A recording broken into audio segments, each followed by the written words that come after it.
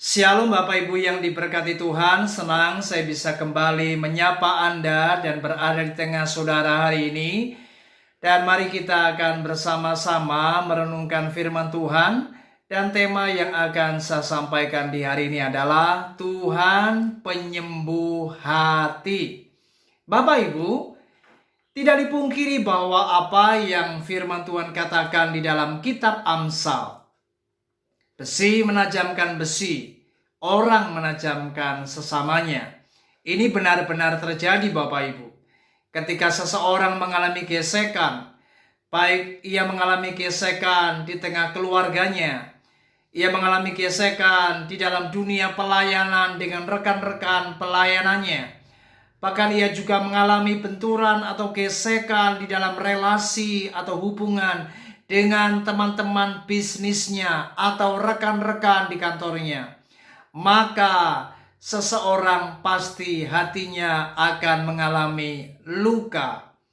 Dan ketika hati yang luka ini tidak segera dibereskan, hati yang terluka ini tidak segera disembuhkan, maka ini akan sangat membawa dampak, bukan saja bagi dirinya sendiri, tetapi juga bisa membawa dampak bagi orang-orang di sekitarnya.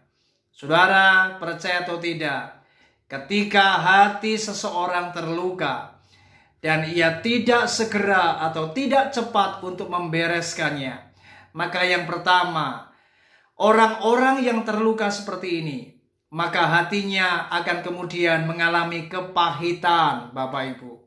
Dan kepahitan ini tentu akan sangat membawa dampak bagi pertumbuhan kerohanian seseorang. Spiritualnya pasti akan terhambat. Bahkan bukan saja ia mengalami hambatan secara rohani, tetapi kepahitan itu juga akan membawa dampak tentunya bagi kesehatannya sendiri.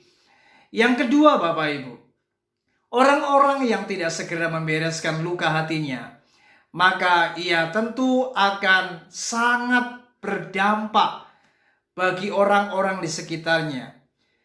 Karena orang-orang yang hatinya luka ini, maka ia di dalam kehidupan, ia berelasi, ia menjalin hubungan dengan siapapun, maka ia akan cenderung melukai orang lain Bapak Ibu.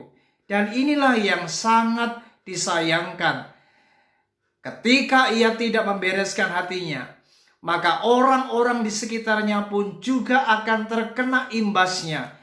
Karena ia akan melukai sesamanya. Ia akan menggores hati orang-orang di sekitarnya. Dan ini yang sangat disayangkan.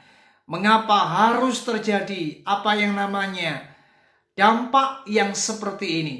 Dan itu sebabnya saya berdoa, jika hari ini Anda mengalami luka batin, jika hari ini mungkin akibat peristiwa masa lalu, ada kenangan-kenangan, memori-memori di masa lalu Anda ketika Anda dilukai oleh seseorang, mungkin dilukai oleh pacar Anda, dilukai oleh rekan bisnismu, Anda mungkin sedang mengalami luka dengan teman-teman di gereja Anda, maka hari ini saya mau berkata, cepat bereskan luka hati Anda hari ini.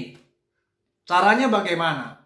Caranya adalah mari kita harus datang kepada Tuhan dan mari buka hati Anda selebar-lebarnya untuk Anda melakukan firman Tuhan, yaitu Anda harus mengampuni musuh Anda. Anda harus mengampuni orang-orang yang melukai Anda. Anda harus mengampuni orang-orang yang telah membuat hatimu terluka. Firman Tuhan berkata di dalam Mazmur pasal 147 ayat yang ketiga.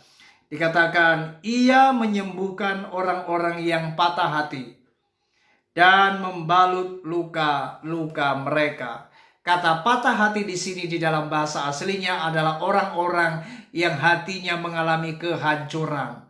Saudara, firman Tuhan memberikan sebuah pernyataan bagaimana Tuhan akan menyembuhkan orang-orang yang hatinya hancur.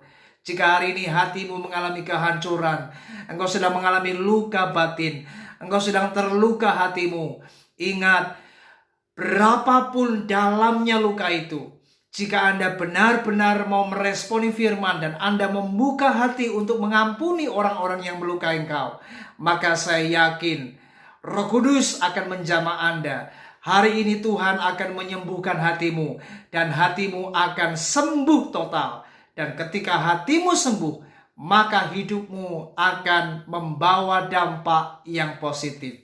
Sebab hati yang terluka tidak akan pernah membawa dampak yang positif. Orang-orang yang terluka pasti hidupnya akan membawa dampak yang negatif. Ia akan melukai orang lain dan bahkan itu akan sangat merugikan hidup Anda sendiri. Itu sebabnya mari datang kepada Tuhan, buka hati untuk mengampuni siapapun yang melukai Anda hari ini. Percayalah, Tuhan akan menyembuhkan hatimu dan kau akan benar-benar bersukacita dan kau akan bebas dari segala kepahitan dan hatimu akan dipulihkan dan kau akan berbahagia. Kiranya renungan ini memberkati kita semua. Puji Tuhan. Shalom.